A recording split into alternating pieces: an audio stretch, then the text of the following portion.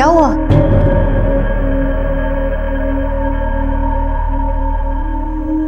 ऐसे क्या देख रहा है? क्या हुआ? आंखें भी भीगी है तेरी। पार्टी में जा रहा है ना तू? एक मिनट रुक। और ये ले टी शर्ट, यही पहन के जाना पार्टी में। थैंक यू माँ।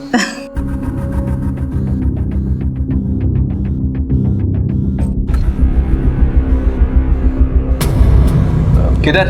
भैया वो स्कूल का लास्ट ईयर था तो फ्रेंड्स ने पार्टी रखी थी तो मैं। Late night party? कोई जरूरत नहीं है, चुपचाप जाके अपने कमरे में सो जाओ। भैया स्कूल का लास्ट ईयर है, फ्रेंड्स दोबारा नहीं मिलेंगे। कुछ भी हो, चुपचाप जाकर रूम में सो जाओ। प्लीज जाने दीजिए। एक बार बोला ना, समझ में नहीं आ रही तुमको? जाओ। बेटा छोड़ देना, जाने देना। माँ आप बीच में नहीं बोलो, अभी तक खड़े हो यार। महेंद्र मेरी बात तो सुन बेटा। चलो अंदर, पार्टी में जाएंगे।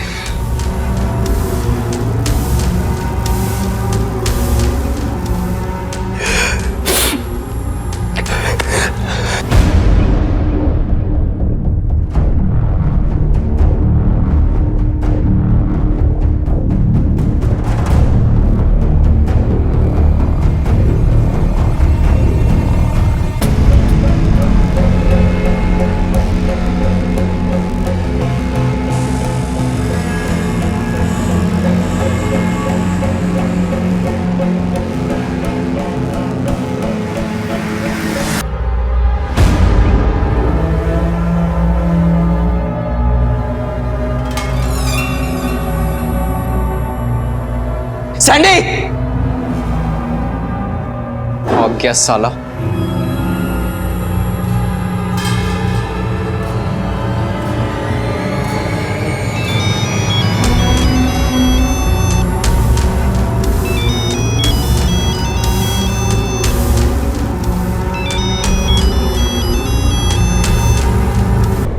नमस्कार, आदाब। क्राइम पेट्रोल डायल 100 में आप सबका स्वागत है। हमने कई बार ऐसी घटनाएं अखबार में पढ़ी हैं, टीवी पर या आम जिंदगी में देखी हैं या फिर लोगों से सुनी हैं कि कुछ लोगों ने किसी पार्टी में जाकर तोड़फोड़ की और उसे बंद करवा दिया। ऐसी घटनाओं की प्रतिक्रिया भी अलग अलग होती है। कोई इसे व्यक्तिगत आजादी का हनन कहेगा, कोई इसे संस्कृति के लिए उठाया गया सही कदम, तो कोई कुछ और। लेकिन आज के इस मामले में घटी घटना के बाद अजीबोगरीब ऐसी घटनाओं का सिलसिला शुरू हो गया जिसने एक के बाद एक ऐसे कई सवाल इंदौर पुलिस के सामने खड़े कर दिए जिनका जवाब तलाशना उनके लिए चुनौती बन गया। लेकिन क्या हुआ था इस घटना के बाद? क्यों ये केस चुनौती बन गया था? आइए देखते हैं आज का ये केस।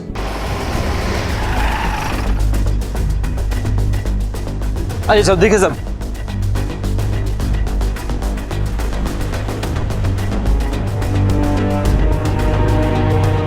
जिसने तोड़फोड़ की, जानते हो उसे? जिसने तोड़फोड़ की, मैं उनको नहीं जानता हूँ साहब। ये पार्टी किसने ऑर्गेनाइज की थी? चौली करके एक लड़का था और उसके दोस्त लोग। उनके नाम और एड्रेस है ना साहब? कहाँ गया होगा ये? मुझे कुछ समझ में नहीं आ रहा है, कब कहाँ गया है? ये सब ना आपकी वजह से हुआ है। आपको ही बड़ा शौक था उसको पार्टी में भेजने का। पता भी उन पार्टीज में क्या क्या होता है। पड़ा होगा कहीं खा पी के।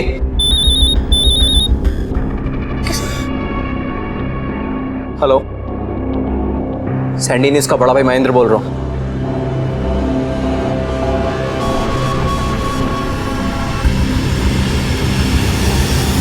इंस्पेक्टर साहब, हमारे बच्चों को किस लिए पकड़ के लाए आप? बताइए। इनका बताइए ना, बता दें। एक मिनट, हमें अपना काम करने दीजिए। पकड़ के लाए आप, काम करने दीजिए। हमें पता है। देखिए पर आधी रात को इनके बच्चों को यहाँ ऐसे कैसे उठा कर ला सकते हैं आप? हमें पता है हम क्या कर रहे हैं। पार्टी कर रहे थे ना? पार्टी करना कोई जुर्म है क्या? सर, यही है वो गुंडा जिसने हम पर हमला किया था और सारी तोड़फोड़ भी की थी। गुंडा किसको बोला बे? हाँ, अभी बताओ गुंडागर्दी क्या होती तेरे को? हाँ बताओ। क्या चल रहा है यहाँ? ये पुलिस स्टेशन है, मार्केट या मोहल्ला नहीं है। और किसके साथ क्या करना चाहिए हमें अच्छी तरह से पता है। आप लोग शांत रहिए, हमें अपना काम करने दीजिए। आनंद सर, बच्चों को मेडिकल के लिए लेके जाओ और बाद में स्टेटमेंट ले लेना।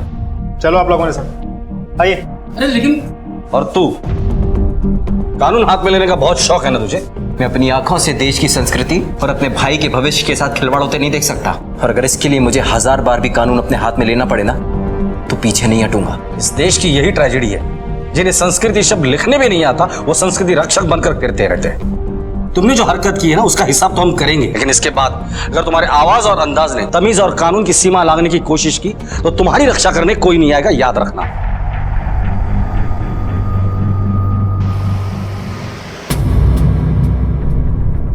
सर कहाँ है मेरी बेटी? आपको यकीन है कि आपकी बेटी इसी पार्टी में गई थी? ये जोली हमारे पड़ोस में रहता है और इसी के साथ गई थी मेरी बेटी उस पार्टी में। मतलब पार्टी से सैंडी अकेला गायब नहीं हुआ है?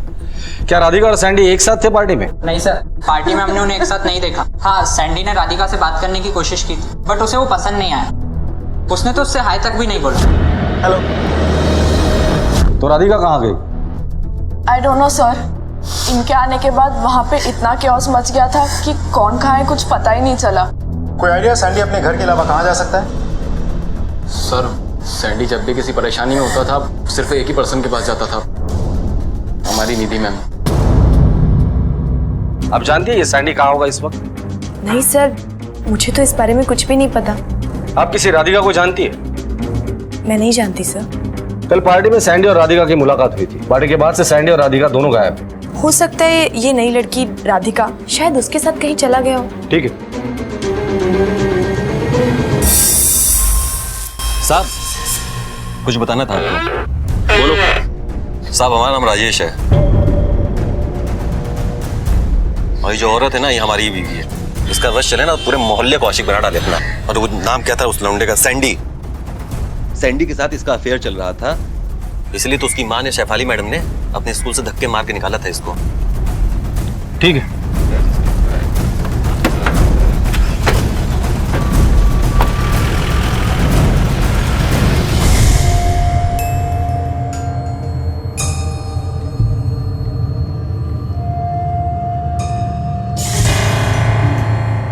मुझे एक फोन करना है और फिर आगे जाना है। अरे नहीं मैडम, मुझे देर हो रही है, मुझे मार्केट जाना है, आप दूसरा रिक्शा देख लीजिए। ठीक है, ये लीजिए।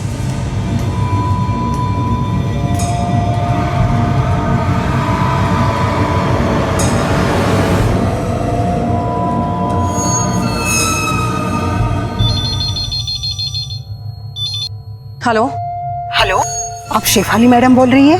हाँ जी, बोल रही हूँ। आपका बेटा हमारे पास है, हमने उसे किडनैप कर लिया है। क्या? तुम कौन बोल रहे हो? हेलो हेलो हेलो, मेरा सैंडी कैसा है? वो बिल्कुल ठीक है। आप हमें 15 लाख रुपए दीजिए, हम आपका बेटा आपको वापस लौटा देंगे। और एक बात याद रखिएगा, पुलिस को खबर करने की गलती मत करना, वरना हम सैंडी को मार डालेंगे।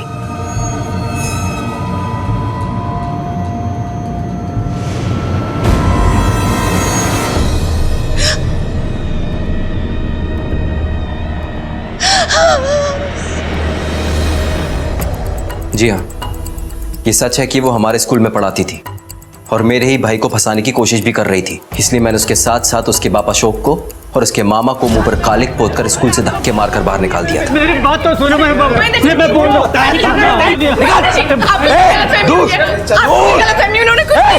हूँ। मैं मानता हूँ कि मैं सैंडी को ढूंढने उस पार्टी में गया था, लेकिन वो मुझे वहां नहीं मिला। फिर मैं कैसे बता सकता हूँ कि वो कहाँ चला गया? ये सच बोल रहा है?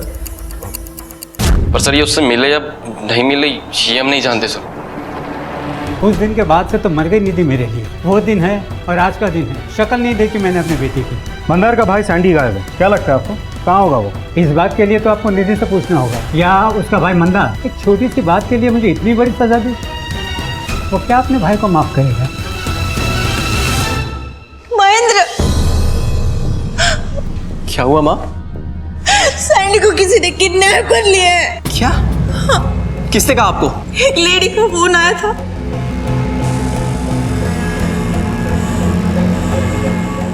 नहीं, आपको वहां जाने की कोई जरूरत नहीं है। मैं जाऊंगा पैसे लेकर।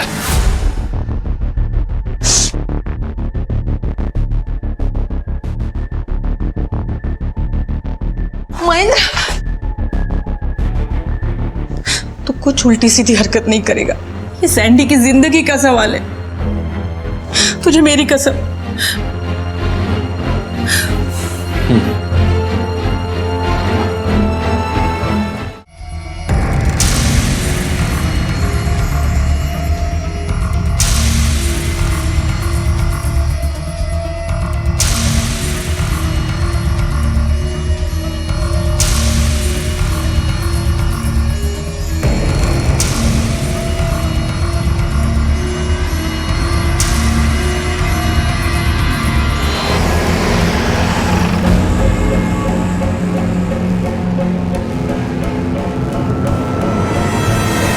संदीप यानी कि सैंडी का बड़ा भाई महेंद्र एक ऐसा नवयुवक था जिसकी सोच का दायरा सिर्फ उसके एम के इर्द गिर्द घूमता था।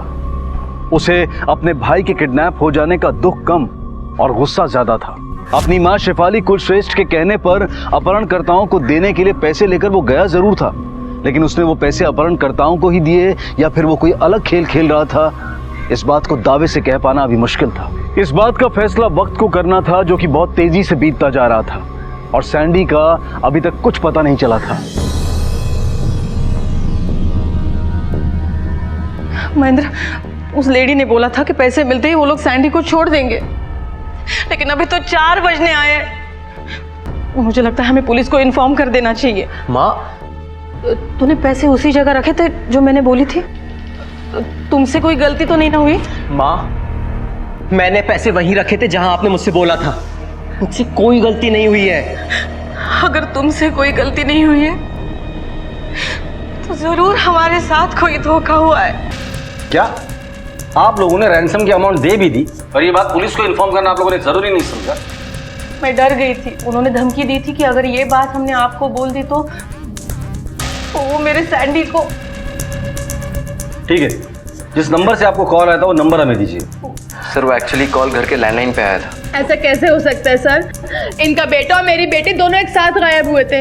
इनके पास रैंसम कॉल आया, मेरे पास कोई भी कॉल नहीं आया। सर कहीं राधिका को कुछ, सर प्लीज आप कुछ कीजिए, हमारी इकलौती बेटी है। देखिए, हम लोग सैंडी और राधिका दोनों को ढूंढने की पूरी कोशिश कर रहे हैं। सर एक इम्पोर्टेंट कॉल आया है, हमें अभी निकलना होगा। चलो।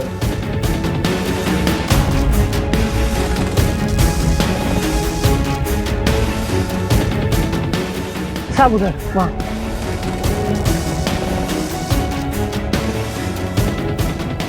ये यहाँ कचरा बिनते में मिली थी साहब मुझे। आस पास देखो कुछ क्या मिलता है क्या?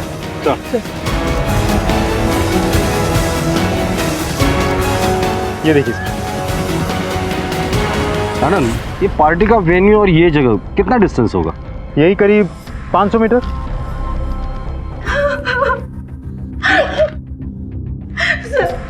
सर ये मेरी सैंडी की टी शर्ट है। और ये ले टी शर्ट, यही पहन के जाना पार्टी में। सैंडी, हाँ बैठ जाओ। महेंद्र, तूने ठीक नहीं किया। तेरी वजह से मेरी सैंडी को कुछ हुआ ना तो मैं तुझे कभी माफ नहीं करूंगी। सैंडी। आनंद, टी शर्ट को फॉरेंसिक के लिए भेज दो।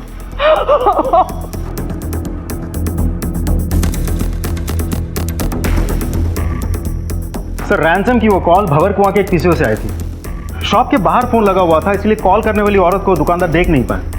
लेकिन सर रैंसम के लिए एक औरत की तरफ से कॉल आना, ये बात आपको अजीब नहीं लगती? सर इससे भी अजीब बात तो ये है कि रैंसम का कॉल सिर्फ सैंडी के घर वालों को किया गया, राधिका के घर वालों को नहीं, जबकि दोनों साथ ही में गायब हुए थे। ये दोनों गायब साथ में हुए थे। सैंडी को तो किडनैप किया गया है, लेकिन राधिका क्यों गायब है ये अभी तक हमें नहीं पता। लेकिन एक और पॉसिबिलिटी है, उस पार्टी में मौजूद जितने भी लोग थे उनमें से कोई ना कोई उस किडनैपर्स के शामिल था। रश्मि, लड़के लड़कियां स्टाफ कैटरर जितने भी लोग थे उन सबके कॉल रिकॉर्ड निकालो। Yes sir. लेकिन सर वो रैंसम मनी जिसकी पेमेंट शेफाली जी ने की थी, मुझे नहीं लगता कि पैसा किडनैपर्स को मिला है, क्योंकि अगर पैसा किडनैपर को मिला होता तो सैंडी अब तक घर आया होगा। ये पैसा रास्ते में ही गायब हुआ है। बोल बोल बोल जल्दी बोल, फटाफट बोल। सर मेरा ही भाई गायब है और आप मुझ पे ही शक कर रहे हैं। हाँ, क्योंकि रैंसम के लिए कॉल आने के बाद तूने पैसे दिए थे ना, तो पैसे देने के बाद तेरा भाई कैसे नहीं आया? इसका मतलब किडनैपर्स को पैसे नहीं मिले।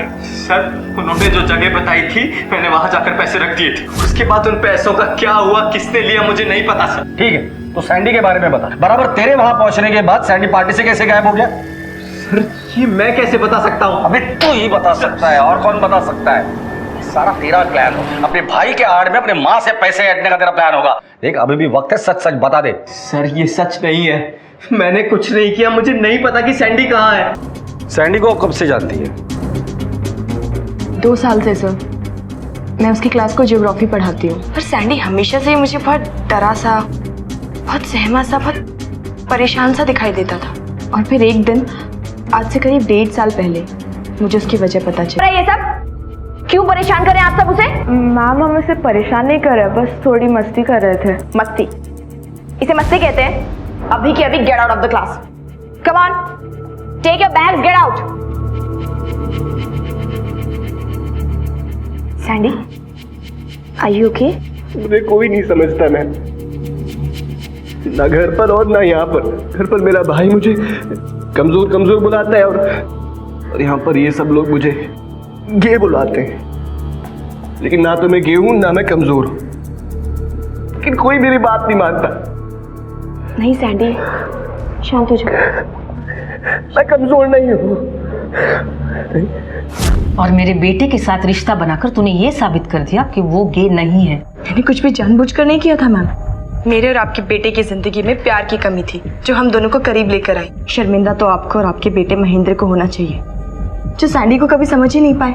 एक मिनट। इस घटना की जानकारी आपको स्कूल मैनेजमेंट को देनी चाहिए। सर मैंने इन्हें इन्फॉर्म किया था। और सर मैंने एक्शन भी ली थी। मैंने चारों बच्चों को वार्न किया था और उनके पेरेंट्स से एपोलॉजी लेटर साइन भी करवा लिया था। आइंदा ऐसी गलती हुई तो तुम चारों को स्कूल से रस्टिकेट कर दिया जाएगा। So better be careful. You may go now. ठीक है, आप लोग जा सकते हैं। Thank you sir.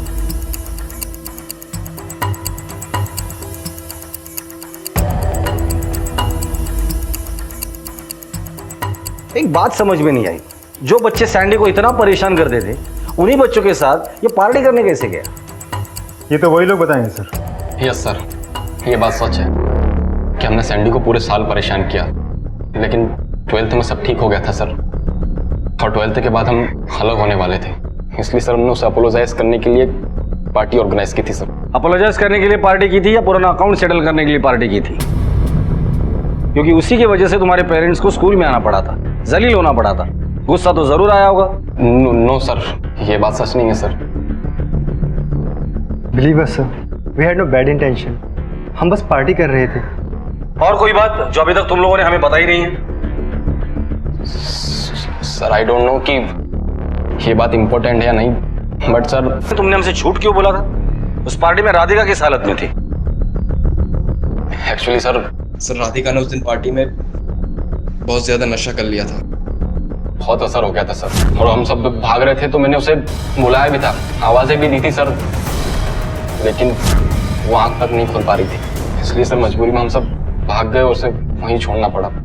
ठीक है, फिलहाल तो मैं तुम लोगों को छोड़ रहा हूँ, लेकिन अगर पता चला कि आप लोगों ने हमसे कुछ झूठ बोला है, कुछ छुपाया है, तो बहुत महंगा पड़ेगा। आनंद ओके सर। इस घटना को घटे काफी समय बीत चुका था, लेकिन पुलिस को अब तक ना तो कोई ऐसा सूत्र मिला था और ना ही ऐसी कोई कड़ी जिसके सहारे वो अपनी जांच को आगे बढ़ा सकते। राधिका और सैंडी एक साथ गायब हुए थे, लेकिन फिरौती की मांग सिर्फ सैंडी के लिए की गई थी, राधिका के लिए नहीं। पुलिस के शक के घेरे में इस वक्त सैंडी का भाई महेंद्र था, कभी उसकी टीचर रही उसकी प्रेमिका निधि थी, और सैंडी के वो दोस्त थे जिन्होंने वो पार्टी ऑर्गेनाइज की थी।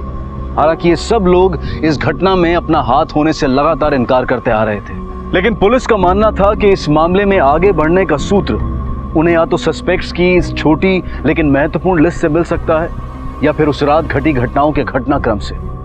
और सारे सस्पेक्ट से पूछताछ करने के बाद उन्होंने उस रात के घटनाक्रम को दोबारा से जांचने का फैसला किया। इस केस को सॉल्व करने का क्लू उस रात घटी घटनाओं की टाइमिंग में छुपा हुआ है। सबसे पहले जॉली आता है राधिका के साथ रात 8:30 बजे। उसके बाद सैंडी की एंट्री होती है लगभग 11 या 12 के बीच। फिर उन्हें ढूंढते हुए महेंद्र वहां पहुंचता है रात को 1:30 बजे के आसपास, और 1:30 बजे होटल में आने के बाद वो तोड़फोड़ करता है, मारपीट करता है, पर उसे सैंडी कहीं नहीं मिलता। सर हो सकता है सैंडी ने महेंद्र को वहां आते हुए देख लिया हो और वो कहीं छिप गया हो। लेकिन महेंद्र ने तो पूरा बंगला छान मारा था, फिर सैंडी गायब कहाँ हो गया? शायद इसलिए क्योंकि सैंडी वहां था ही नहीं। हो सकता है कि महेंद्र के पहुंचने से पहले ही उसका किडनैप हुआ हो। सैंडी और राधिका एक साथ गायब नहीं हुए, क्योंकि रात को 2 बजे जब जॉली वहां से भाग रहा था तो उसने राधिका को नशे की हालत में देखा था। और हम सब भाग रहे थे तो मैंने उसे बुलाया भी था, आवाजें भी दी थी सर, लेकिन वो आंख तक नहीं खोल पा रही थी। इसका मतलब पहले सैंडी गायब हुआ था और उसके बाद राधिका।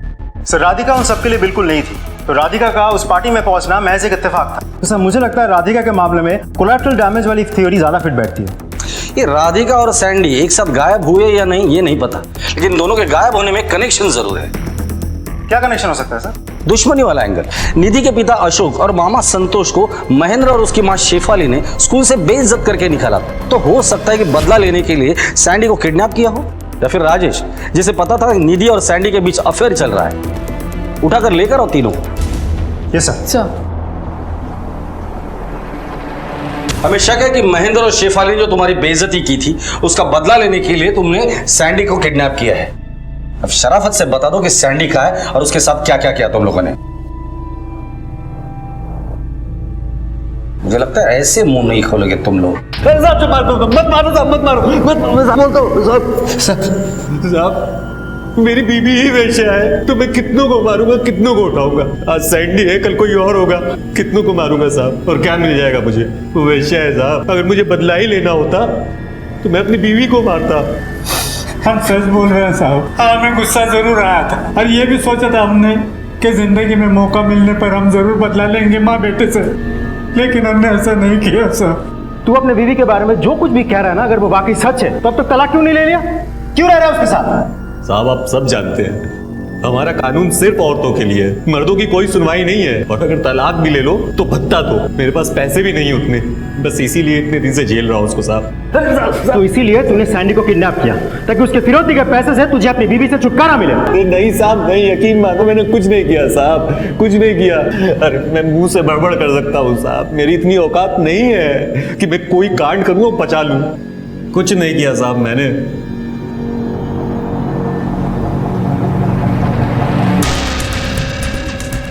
उन तीनों को जाने दो, लेकिन नजर रखना उन पर। Okay sir. सर ये रही उस पार्टी में शामिल लोगों की कॉल डिटेल्स। इसमें कुछ भी सस्पिशियस नहीं है सिवाय एक बात के। क्या? सर पार्टी के लेट नाइट करीब 4 से 5 बजे के आसपास निधि उस एरिया में थी और वो भी बिल्कुल अकेली। वो कुछ देर वहां ठहरी और फिर घर लौट गई। निधि? उसे तो पार्टी में इनवाइट ही नहीं किया था, वो वहां क्या कर रही थी?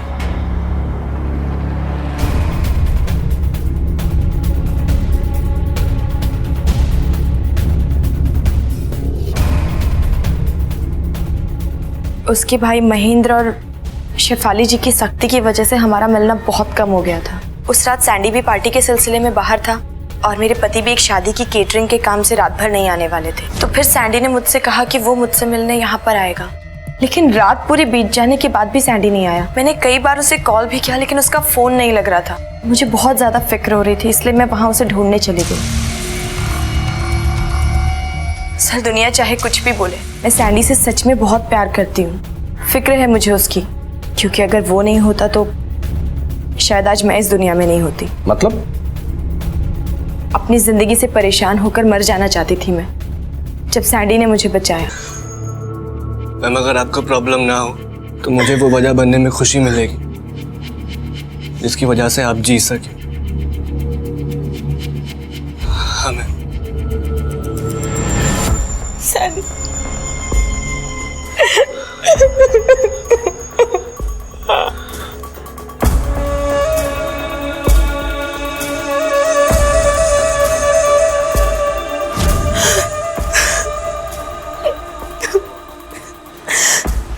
जिसने मुझे जिंदगी दी, फिर से जीने की उम्मीद बंधाई, उसका ख्याल रखना भी तो फर्ज है ना मेरा। बस इसलिए मैं उसे ढूंढने चली गई थी सर, पर वो मुझे कहीं नहीं मिला। यकीन कीजिए इससे ज्यादा मैं कुछ भी नहीं जानती।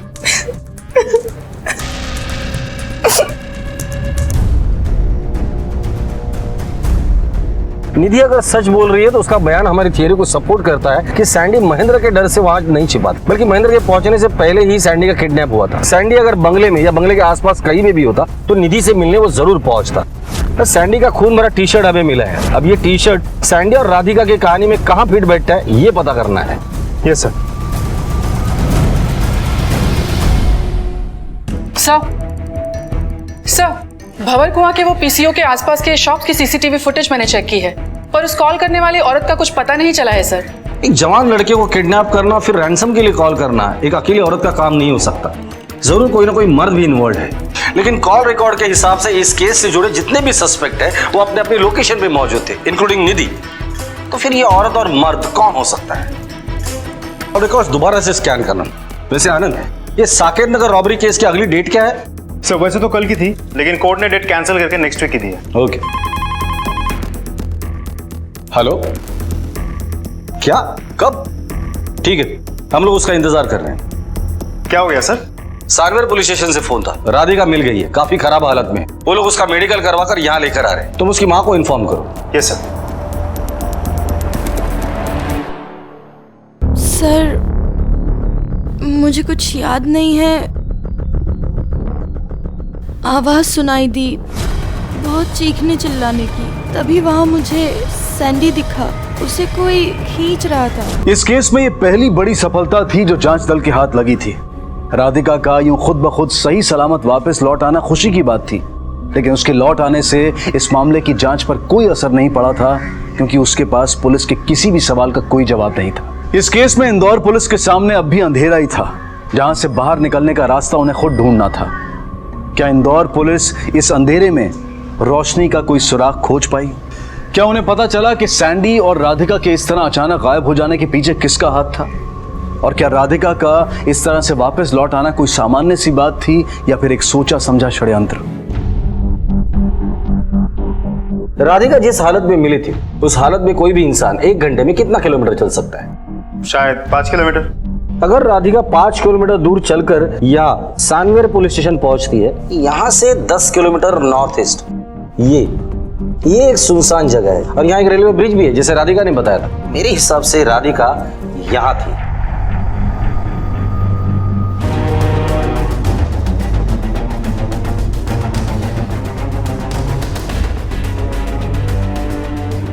रश्मि सर, इस फार्म हाउस की पूरी डिटेल पता करो।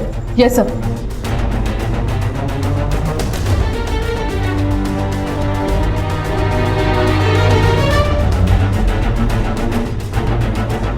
सर, एक शॉकिंग इंफॉर्मेशन मिली है। ये फार्म हाउस निधि के मामा संतोष का है। क्या?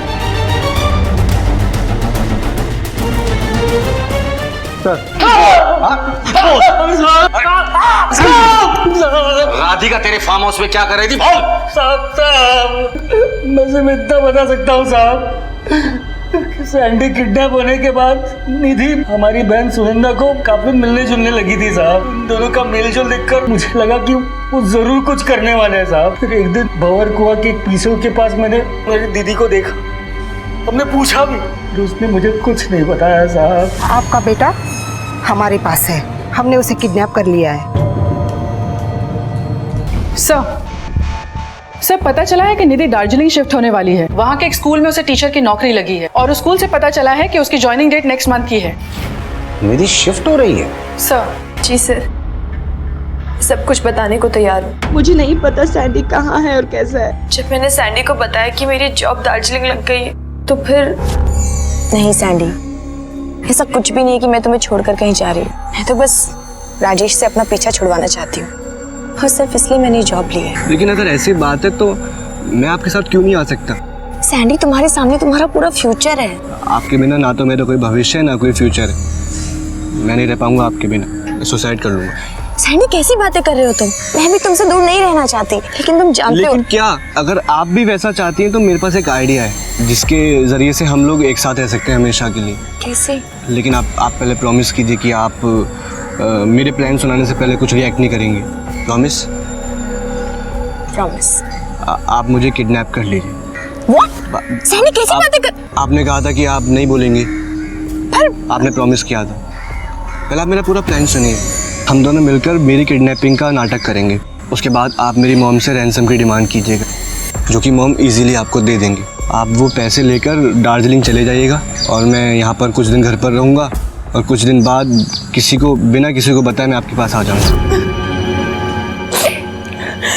लेकिन अगर मैं रैंसम के लिए शेफाली जी को खुद कॉल करती तो ऐसा हो सकता था कि वो मेरी आवाज़ पहचान जाती, और मुझे अपने लिए अलाबाई भी सेट करनी थी ताकि आप लोगों का शक मुझ पे ना जाए। बस इसलिए मैंने अपनी माँ को कॉल किया और उन्हें अपने प्लान के बारे में बताकर उनसे हेल्प मांगी। अपने बेटे की खुशी के खातिर मैंने इसे मदद करने के लिए हाँ कह दी। तो समझदार है, एक उम्र जी चुकी है। आपको पता होना चाहिए था कि निधि और सैंडी जो कुछ भी कर रहे थे वो गलत था। आप दोनों के अलावा ये प्लान सैंडी को पता था। फिर सैंडी और राधिका संतोष के फार्म हाउस पे कैसे पहुंच गए?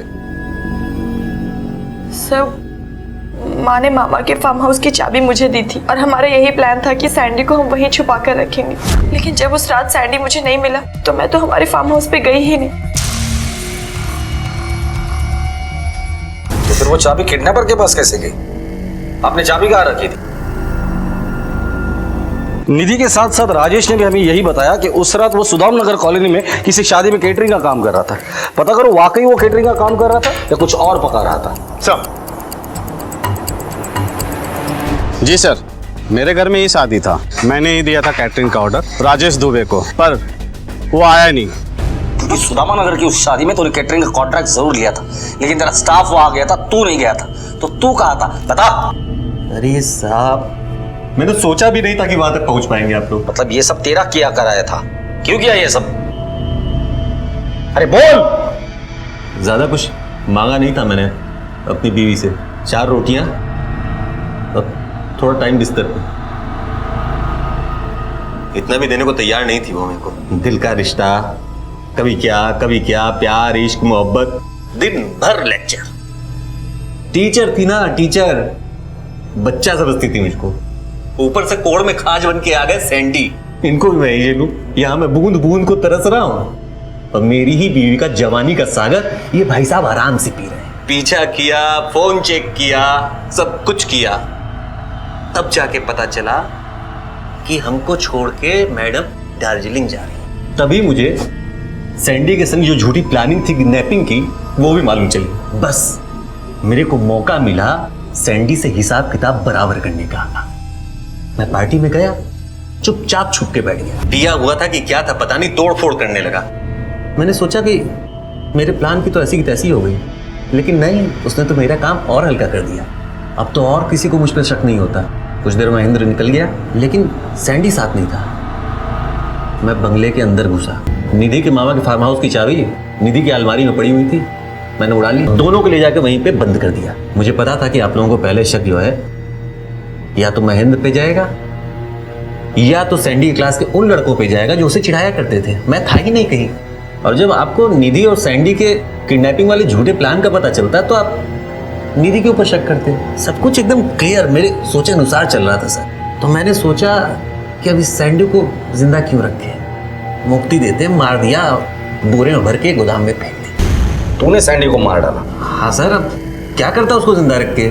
सब कुछ तो वैसा ही चल रहा था जैसा मैंने सोचा था। तो फिर राधिका को जाने क्यों दिया? राधिका को सर जाने इसलिए दिया कि वही तो आपको फार्म हाउस तक ले जाती ना। आप लोग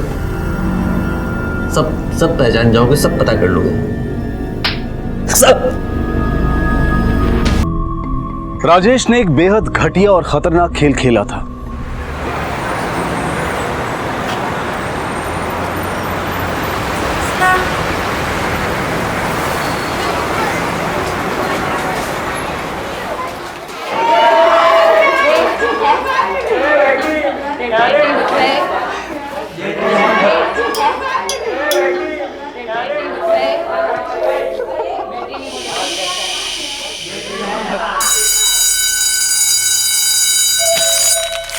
ए सुनना, चल चलते हैं।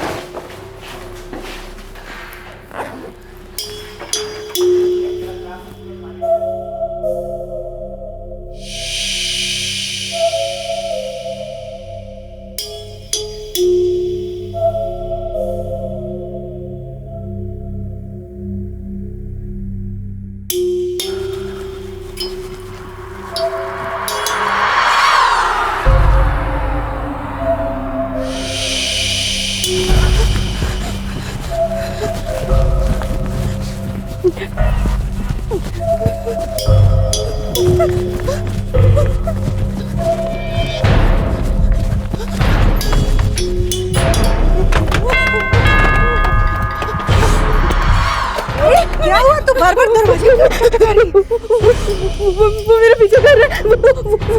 कोई नहीं है, देख। कोई नहीं बेटा, चल, कुछ नहीं होगा, चल।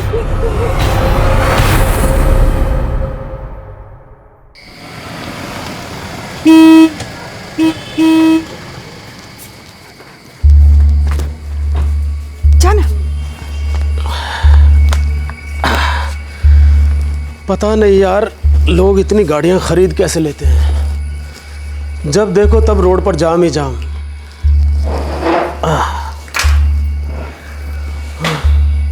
काजल कहाँ है?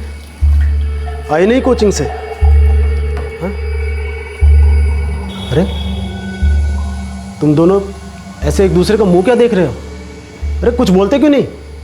काजल अभी तक कोचिंग से नहीं आई है। पापा, हमने काजल को सब जगह ढूंढा पर पता नहीं कहाँ चली गई है वो। अरे तो तुमने मुझे पहले क्यों नहीं बताया?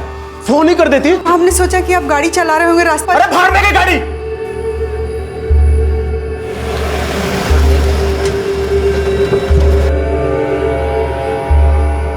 कब से लापता है आपकी बेटी और घर से किसके साथ निकली थी?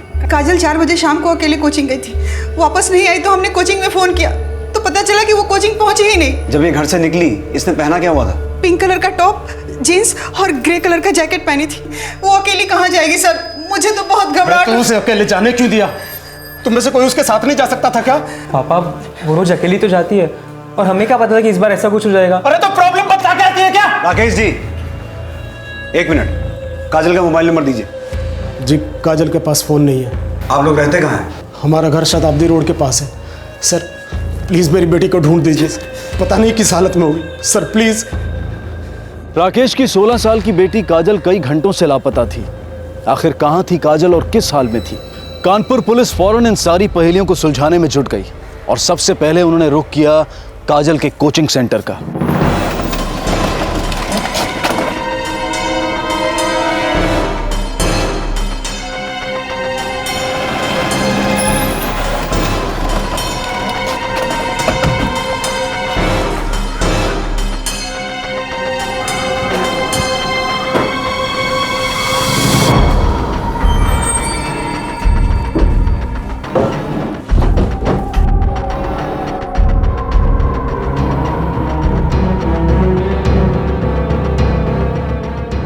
सर काजल हमें बिना बताए कहीं नहीं जाती।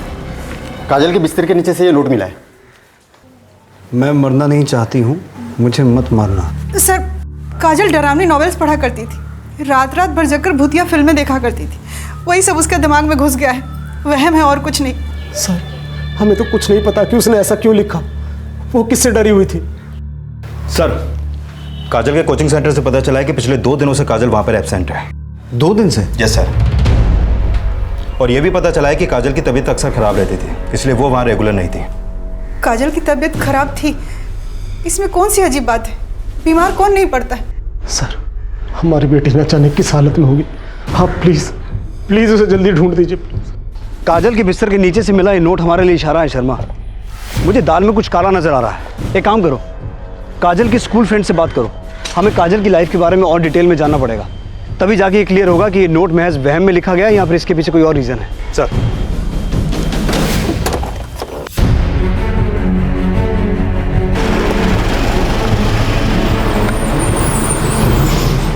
यस सर, पिछले कई दिनों से काजल अजीब सा बिहेव कर रही थी। जैसे क्लासरूम में खोई खोई रहती थी, अपना टिफिन फेंक देती थी, बैग भूल जाती थी। सर पता नहीं क्यों काजल को कभी भी घर जाने की जल्दी नहीं होती थी। छुट्टी के बाद वो वॉशरूम में छुप जाती थी। काजल टॉयलेट की तरफ किधर जा रही है? घर नहीं जाना क्या? काजल सुन तो, काजल। सर ऐसा लगता है काजल घर जाने से बहुत डरती थी, कुछ तो गड़बड़ है उसके घर में, नहीं तो उसकी फैमिली को छोड़कर पूरी दुनिया को उसका बिहेवियर चेंज क्यों लगता? काजल हमारी बेटी है, आप ऐसा सोच भी कैसे सकते हैं? हम जान से ज्यादा प्यार करते हैं उसे। अगर हमने ये सब कुछ किया होता तो आपके पास क्यों आते कंप्लेंट लिखवाने के लिए? आप लोगों को काजल का बर्ताव कभी अलग नहीं लगा? सर सब नाटक है काजल का, पापा की लाडली है ना, उन्होंने बिगाड़ा उसे। सर 1 नंबर की झूठी और मक्कार है काजल, हमेशा ऐसी कुछ हरकतें करके मुझे फंसाती थी। आप लोग हमारी बेटी को ढूंढने आए हैं या हम पर शक करने? स्कूल में भी तो कोई हो सकता है जिससे वो डरती हो, और फिर बिना सबूत के आप हम पर शक कैसे कर सकते हैं? देखिए जब तक हमें काजल का पता नहीं चलता तब तक हर कोई हमारे शक के दायरे में। बेहतर होगा कि आप हमें कोऑपरेट करते रहें। 2 मार्च जिस दिन काजल गायब हुई थी, आप दोपहर से शाम तक कहाँ थे? जी हम किसी काम से हापुड़ गए थे और शाम को वहीं से वापस आए थे। सर मैं उस दिन एक कंपनी में जॉब के इंटरव्यू के लिए गया था। जिस दिन काजल गायब हुई थी उस दिन सारा दिन हम घर में ही थे। सर क्या हम इनकी बातों में भरोसा कर सकते हैं? बिल्कुल नहीं शर्मा, इन घर वालों की कहानी बाहर वालों से बिल्कुल अलग है। इतनी आसानी से इन्हें क्लीन चिट नहीं दे सकते। एक काम करो, इन सब के 2 मार्च की कॉल और लोकेशन डिटेल्स निकालो, क्रॉस वेरीफाई करो कि ये लोग सच बोल रहे हैं कि नहीं। सर वो हम अपने घर जा रहे थे, अचानक से पता नहीं वो लड़की कहाँ से हमारी गाड़ी के सामने आ गई। जब वो लड़की तुम्हारी गाड़ी के काजल काजल काजल काजल राकेश जी काजल कैसे? मेरे काजल अंदर है, उसका इलाज चल रहा है। डॉक्टर साहब काजल कैसे है? पेशेंट के घाव काफी गहरे हैं, उसके साथ रेप भी हुआ है। और हमें उसके बॉडी पे कहीं कहीं पे बर्न मार्क्स भी मिले हैं। ऐसा लगता है उसे किसी ने जिंदा जलाने की कोशिश की है। उसकी हालत काफ़ी नाजुक है। फिलहाल हम कुछ कह नहीं सकते। Excuse me. क्या हो गया हमारी बेटी को?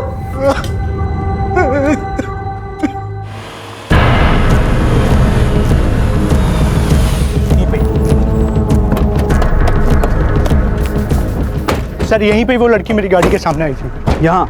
जी सर। लड़की आई किस तरफ से थी? सर इस तरफ से। इधर तो जंगल है। शर्मा, अंदर जाके चेक करना पड़ेगा, आखिर ऐसी हालत में लड़की आई कहाँ से थी। सर ये देखिए, वहाँ घर जैसा कुछ दिख रहा है। हाँ।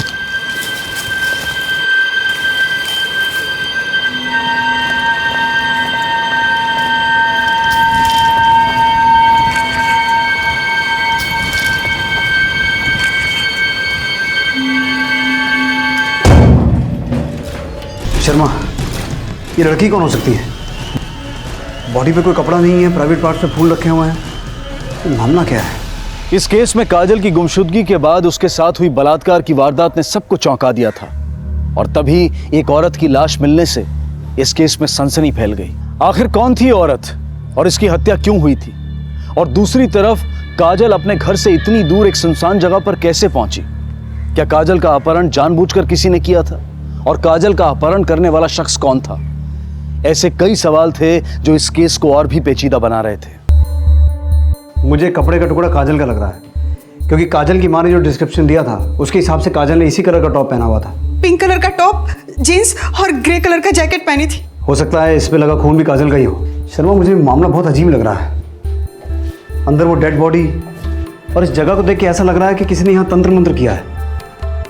सर हमने आसपास बहुत ढूंढा, लेकिन मर्डर वेपन कहीं नहीं मिला। ये जगह इतनी अंदर है, मुझे लगता है हमें यहाँ कोई विटनेस भी नहीं मिलेगा। एक काम करो शर्मा, इस लड़की की फोटो आसपास के सभी पुलिस स्टेशन में भिजवाओ, हो सकता है इसकी मिसिंग कंप्लेंट कहीं दर्ज हुई हो। Sir 1 minute sir. हेलो, ठीक है सर, काजल की फैमिली के कॉल डिटेल्स आ गए हैं। पूरी फैमिली ने हमसे झूठ बोला है। 2 मार्च जिस दिन काजल गायब हुई थी, तुम्हारे फोन की लोकेशन कल्याणपुर की थी, तो हमसे झूठ क्यों बोला कि तुम हापुड़ में थे? जिस दिन काजल गायब हुई थी आप दोपहर से शाम तक कहाँ थे? जी हम किसी काम से हापुड़ गए थे।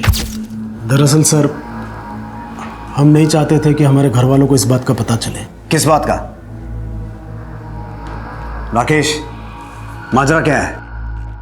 माजरा कुछ नहीं है सर। काजल के पापा हमेशा हमारी ज़रूरतों को फिजूल खर्ची समझते। उस दिन भी हम शॉपिंग करने गए थे, इसलिए झूठ बोल दी। जिस दिन काजल गायब हुई थी उस दिन सारा दिन हम घर में ही थे। सिर्फ इसी वजह से झूठ बोला या इसके पीछे कोई और राज है? और कोई राज नहीं है सर, सिर्फ एक यही राज है कि हमारी एक गर्लफ्रेंड है, और उस दिन हम उसी के साथ बाहर डेट पे गए थे। वो एक्चुअली घर वालों के सामने ये सब बात करने में अच्छा नहीं लगता, इसीलिए उस दिन आपके सामने हमने झूठ बोला। सर मैं उस दिन एक कंपनी में जॉब के इंटरव्यू के लिए गया था। ये एक ही झूठ है कि और कहीं झूठ तुमने छुपा के रखे हैं?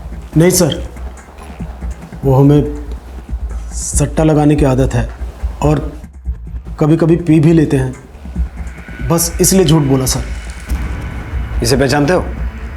नहीं, कौन है ये? हमें नहीं पता ये कौन लड़की है, हम पहली बार देख रहे हैं। नहीं सर, पहले कभी नहीं देखा। सर मुझे तो इनमें से एक की बात पर भी भरोसा नहीं हो रहा है, क्योंकि जब काजल गायब हुई थी इनमें से एक ने भी सच नहीं बोला था कि उस समय ये कहाँ थे, और अब इस लड़की को भी पहचानने से इनकार कर रहे हैं जिसकी लाश हमें उस जगह से मिली जहां पर काजल को गायब करके रखा गया था। और सर मैंने आसपास के सारे पुलिस स्टेशन में क्रॉस चेक किया, इस लड़की की मिसिंग कंप्लेंट हमें कहीं भी नहीं मिली। एक काम करो Sharma, national missing person database में भी इस लड़की के बारे में सर्च करो, शायद कुछ पता चले। और इन घर वालों ने अब जिन जगहों के नाम लिए हैं वहां एक बार क्रॉस चेक करो। काजल की क्या रिपोर्ट है? सर अभी तक उससे होश नहीं आया है। इस केस में आगे बढ़ने के लिए काजल का होश में आना बहुत जरूरी है।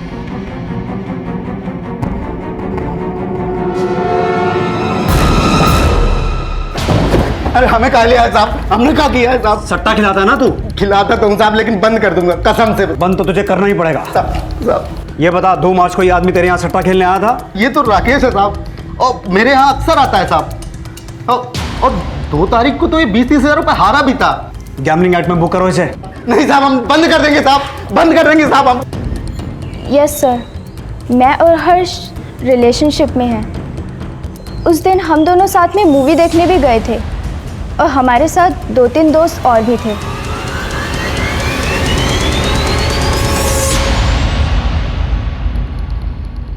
सर, जिस लड़की की लाश हमें मिली थी उसकी पोस्टमार्टम रिपोर्ट किसी शार्प ऑब्जेक्ट से इसका गला काटा गया है। हो सकता है किसी ब्लेड से। बाकी पूरी बॉडी पे कोई भी इंटरनल इंजरी नहीं और ना ही इसके साथ कोई सेक्सुअल असॉल्ट हुआ है। मर्डर 3 तारीख को सुबह 8 से 12 के बीच हुआ था। काजल की उस कार से टक्कर भी तो लगभग इसी वक्त हुई थी। हाँ सर। लेकिन काजल का इस लड़की से क्या कनेक्शन हो सकता है? और चौंकाने वाली बात यह है कि जब इस लड़की की डेड बॉडी हमें मिली, इसके बदन पे कोई भी कपड़ा नहीं था, लेकिन इसके साथ कोई सेक्सुअल असॉल्ट नहीं हुआ। वहीं दूसरी तरफ काजल के साथ रेप किया गया। शर्मा, तुम्हें क्या लगता है इस सब में काजल की फैमिली इन्वॉल्व हो सकती है? सर, मैंने रेखा और हर्ष के बारे में अच्छी तरीके से क्रॉस चेक किया, वो दोनों तो सच बोल रहे हैं। वहीं दूसरी तरफ राकेश भी सच बोल रहा है। 1 minute sir. Hello. Okay, thank you sir. Hospital से कॉल था, काजल को होश आ चुका है। चलो।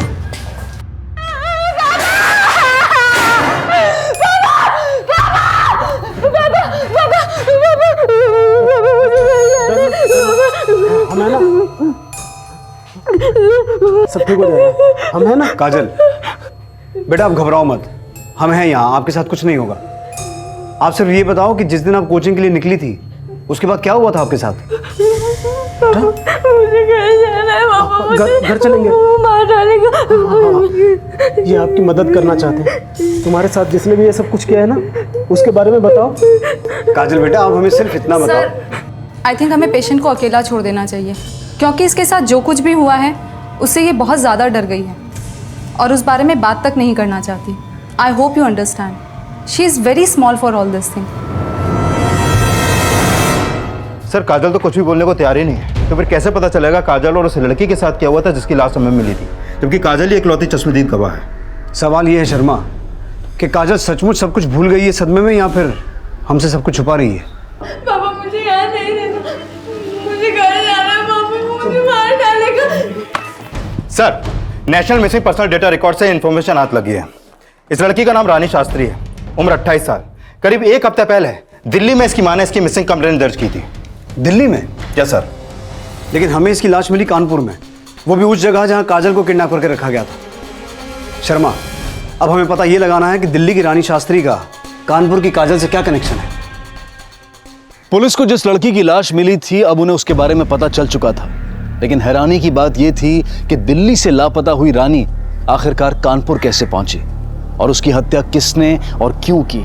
दूसरी तरफ काजल अब भी डर के साए से बाहर नहीं निकल पाई थी और ये डर उसके अंदर लापता होने के पहले से देखा गया था।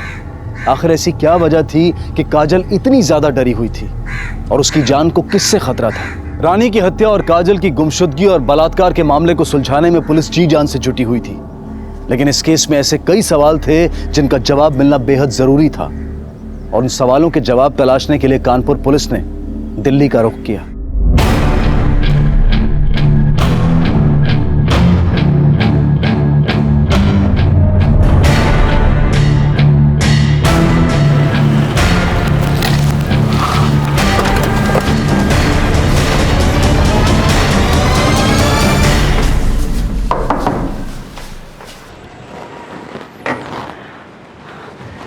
रानी? रानी कहाँ है साहब? रानी नहीं आई? हाँ जी, आपके लिए एक बुरी खबर है। बुरी खबर? आपकी बेटी रानी अब इस दुनिया में नहीं है। क्या?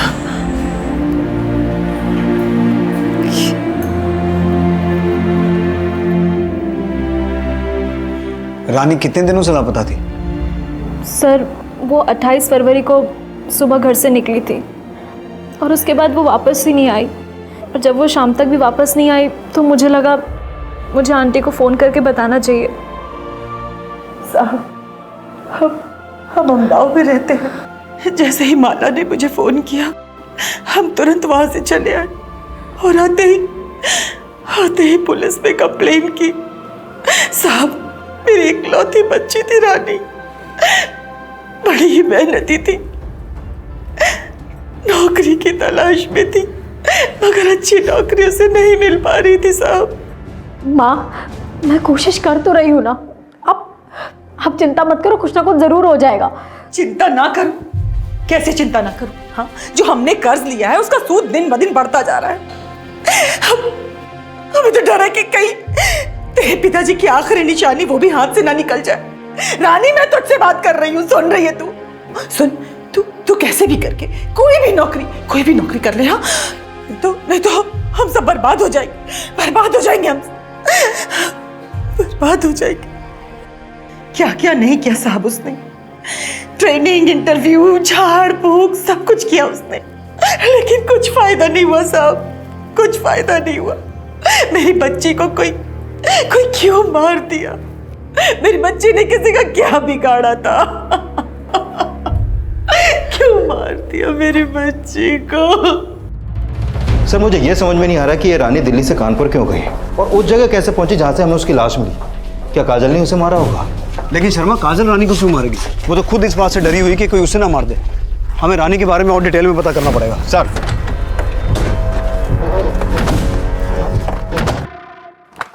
सर, रानी की कुछ डिटेल्स मिली हैं। 1 मार्च को रानी ने कानपुर के लिए टिकट बुक की थी और उसके कॉल रिकॉर्ड के मुताबिक वो कानपुर के किसी पंकज बिश्नोई से फोन पे बातें करती थी। पंकज बिश्नोई? तो क्या रानी दिल्ली से कानपुर पंकज बिश्नोई से मिलने आई थी?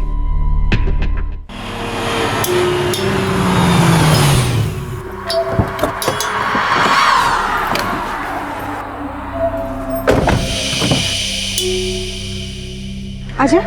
चल बेटा, चला। हाँ,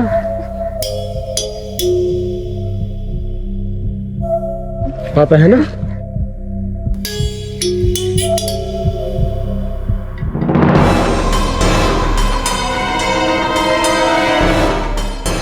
साहब, उसने मुझे कुछ नहीं बताया था कि वो कानपुर क्यों गई थी।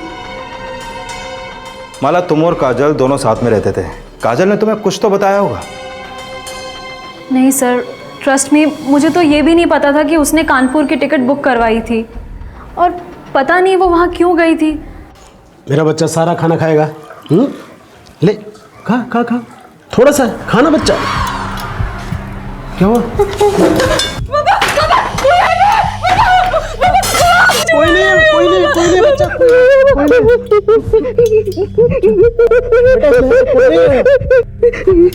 मत कर बच्चा, चल चल चल चल, कोई कुछ नहीं कहेगा, हम है ना, चल। सर, ये पंकज पेशेसन आई है और यहाँ पास में ही उसकी दुकान है। नाई? काजल और रानी का एक नाई से क्या कनेक्शन हो सकता है? आओ देखते हैं।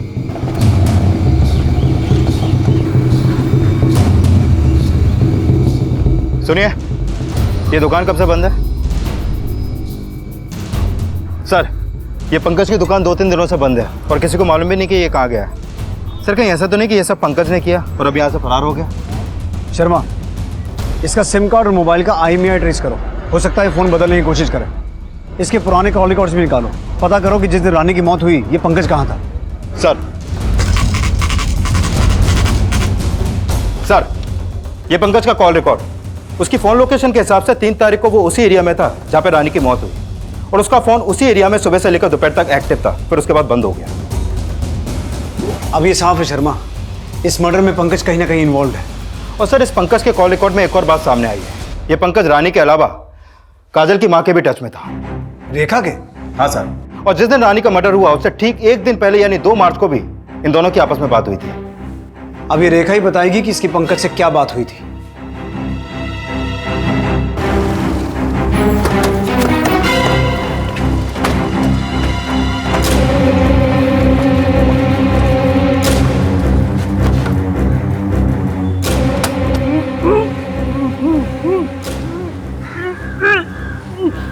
अंदर से किसी की आवाज आ रही है।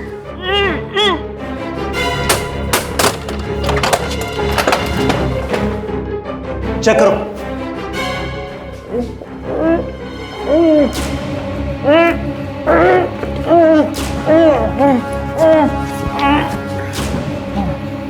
किसने किया है सब? तुम्हारी बीवी रेखा कहाँ है? सर, वो लोग हमें यहाँ बांधकर काजल को जबरदस्ती कहीं ले गए हैं। वो लोग कौन? हमारी बीवी और बेटा। पर क्यों? वो काजल को कहाँ ले गए, क्यों ले गए, हमें कुछ नहीं पता। शर्मा, रेखा का फोन ट्राई करो। सर। कितना टाइम हुआ उन्हें यहाँ से गए हुए? आधा घंटा। सर रेखा का फोन बंद है। सर मुझे तो शक हो रहा है रानी की मौत के पीछे रेखा और पंकज का ही हाथ है। आप पता नहीं काजल के साथ क्या करने वाले हैं। हमें जल्द से जल्द कुछ करना होगा। इनमें से किसी को देखा है आपने? हाँ साहब देखा है, इनको तो रोशन लेके गया है यहाँ से। किस तरफ गए? बस ये यहाँ आगे। अगर आपको चाहिए मेरे पास उसका फोन नंबर है, मैं देता हूँ। दे।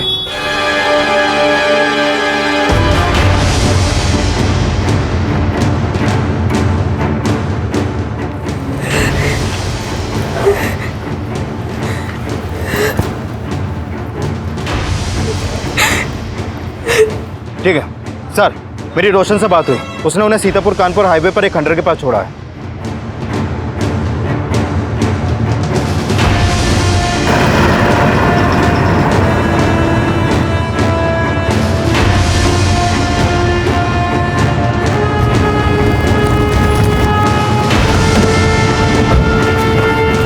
चक्कर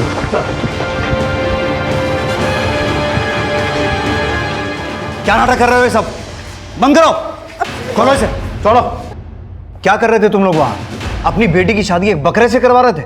सर हम जो कर रहे थे ना, अपनी बेटी के भले के लिए कर रहे थे। काजल पिछले कुछ दिनों से अजीब अजीब बर्ताव कर रही थी।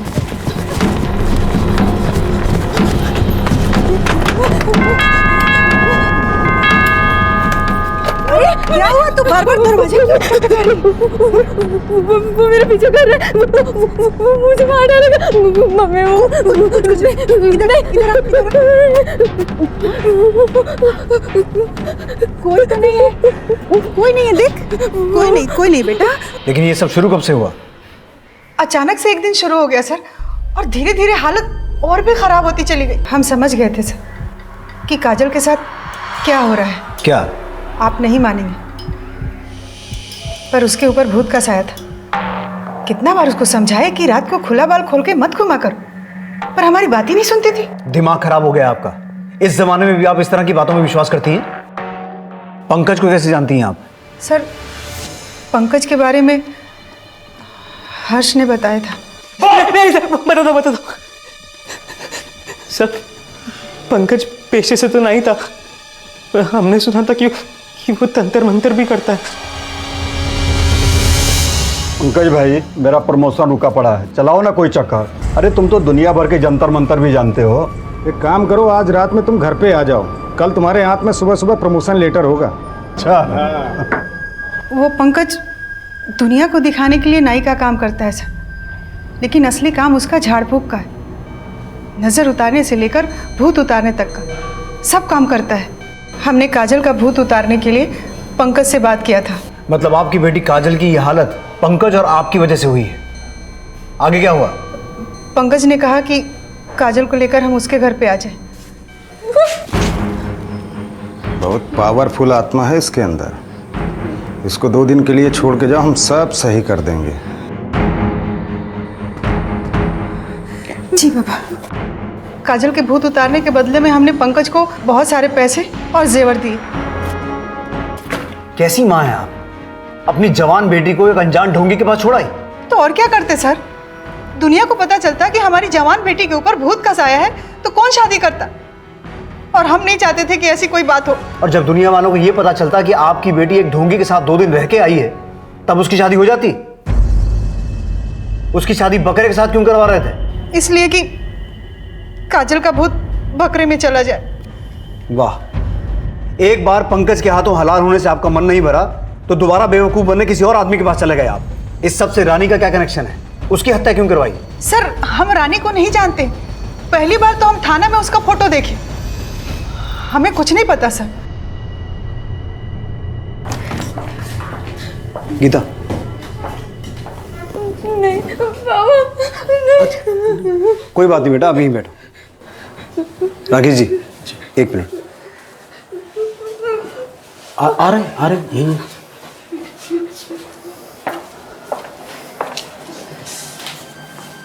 देखिए मैं जानता हूँ कि इस बात को एक्सेप्ट करना थोड़ा मुश्किल है, लेकिन काजल की हालत मेंटल डिसऑर्डर की तरफ इशारा कर रही है। नहीं सर, हमारी बेटी पागल नहीं है। हम भी ये नहीं कह रहे हैं कि आपकी बेटी पागल है, लेकिन मेंटल डिसऑर्डर एक सीरियस इशू है जिसे एड्रेस करना बहुत ज़रूरी है। मुझे ऐसा लगता है कि हमें काजल को एक साइकेट्रिस्ट को दिखाना चाहिए, जिसके लिए हमें आपकी परमिशन की ज़रूरत है। लेकिन सर, काजल की ऐसी हालत नहीं है। आप चिंता मत कीजिए Rakesh ji, I am sure कि इससे काजल की हालत सुधरेगी और हमें भी इस केस में आगे बढ़ने में मदद मिलेगी। प्लीज़। देखिए, Kajal is facing an onset of the schizophrenia, fear, distress, paranoia, ये सब इसके सिम्टम्स है। काजल भी इसी बीमारी का शिकार है। अक्सर इस बीमारी में पेशेंट अपने आसपास किसी को देखते हैं और डर जाते हैं, हालांकि ऐसा कुछ होता ही नहीं है।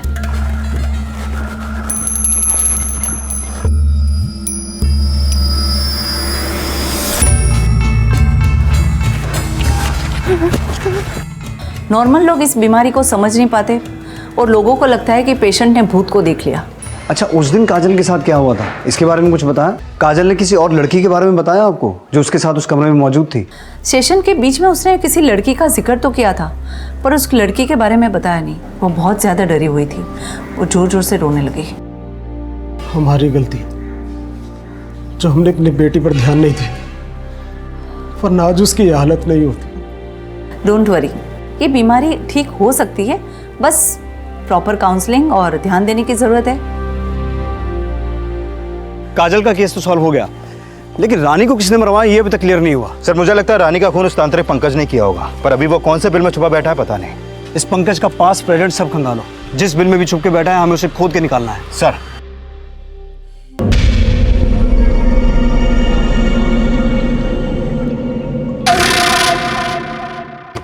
सर, एक जरूरी इंफॉर्मेशन हाथ लगी है। 2 साल पहले पंकज की मां का देहांत हो गया था, जिसके बाद गांव की सारी संपत्ति पंकज के नाम हो गई थी। सर, हो सकता है ये पंकज अपने गांव में छुपा बैठा हो। कहाँ है इसका गांव? खरसोली।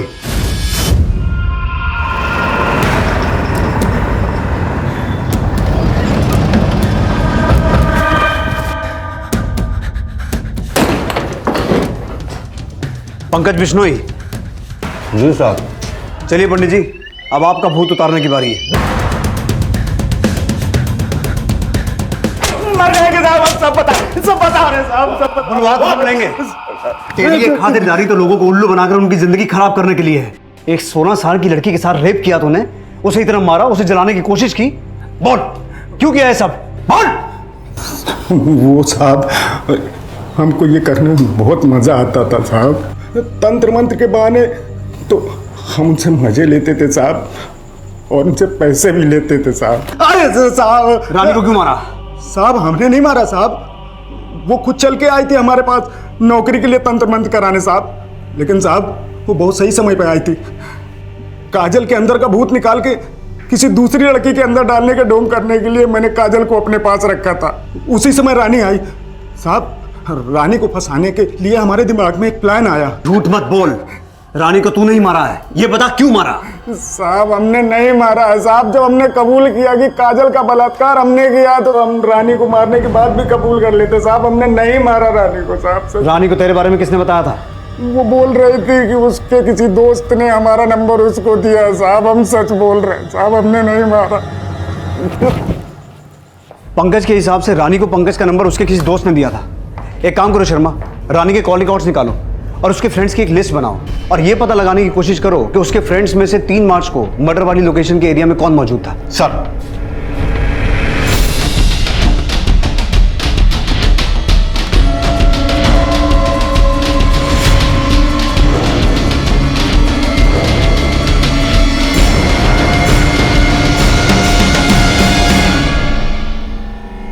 सर, आपका अंदाजा बिल्कुल सही निकला। रानी के कॉल रिकॉर्ड के थ्रू हमें उस शख्स का पता चल चुका है जो रानी के काफी टच में था। कौन है वो?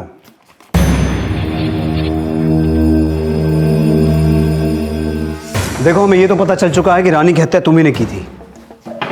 तुम्हारे कॉल डिटेल्स, लोकेशन डिटेल्स, सब कुछ तुम्हारे खिलाफ है। जिस दिन रानी की हत्या हुई थी, तुम्हारा फोन उसी एरिया में एक्टिव था जहां से हमें रानी की लाश मिली थी। अब ये बताओ, तुमने रानी की हत्या कैसे और क्यों की? बोलो। सर, उस दिन मैं रानी पे नजर रख रही थी। लेकिन रानी को मारा क्यों? वो तो तुम्हारी दोस्त थी ना? सर, क्योंकि मैं उससे नफरत करती थी। हम 1.5 साल से दिल्ली में स्ट्रगल कर रहे थे। हम दोनों साथ में ही दिल्ली आए थे। दोनों साथ में ही रहते थे, साथ में ही सारे सपने देखे थे। पर यहाँ मैट्रिक पास लोगों को कौन नौकरी देता है? हम दोनों बहुत परेशान थे सर। और उस दिन, उसके बाद हमने एक आईटी कंपनी में इंटरव्यू भी दिया।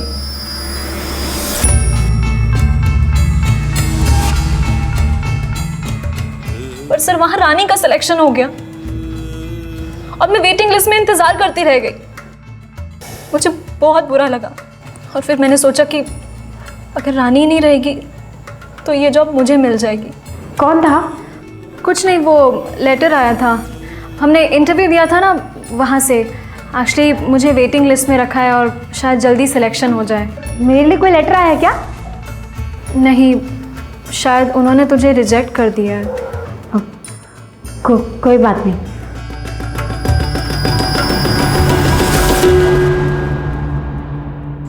सर रानी की तरह मेरे भी कुछ सपने थे, मुझ पे भी मेरे घर वालों की जिम्मेदारियां थी, मुझे भी कुछ करके दिखाना था। और फिर मेरे घर वालों ने मुझे अल्टीमेटम दिया कि अगर इस बार मेरी जॉब नहीं लगी तो मेरी शादी करवा देंगे, फिर चाहे मेरी मर्जी हो या ना हो। और इसीलिए मैंने रानी को मारने का प्लान बनाया, क्योंकि उसके मरने से ये जॉब मुझे ही मिलती। एक कहावत सुनी है, जो दूसरों के लिए गड्ढा खोदते हैं वो खुद उसी में गिरते हैं। जिस जॉब के लिए तुम एटलीस्ट वेटिंग लिस्ट में आई थी, अब तुम उसके काबिल भी नहीं हो, क्योंकि अब तुम एक मुजरिम हो।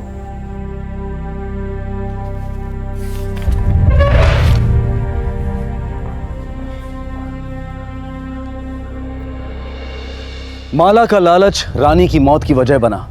अगर माला चाहती तो जुर्म की सोच से अपना ध्यान हटाकर उसे एक सकारात्मक दिशा में लगा सकती थी। अपने मन पर काबू रखकर अपने लक्ष्य पर केंद्रित रहते हुए उस लक्ष्य को पाना, यह कठिन जरूर है लेकिन नामुमकिन नहीं है। जरूरत है तो बस एक पॉजिटिव सोच की और दृढ़ संकल्प की।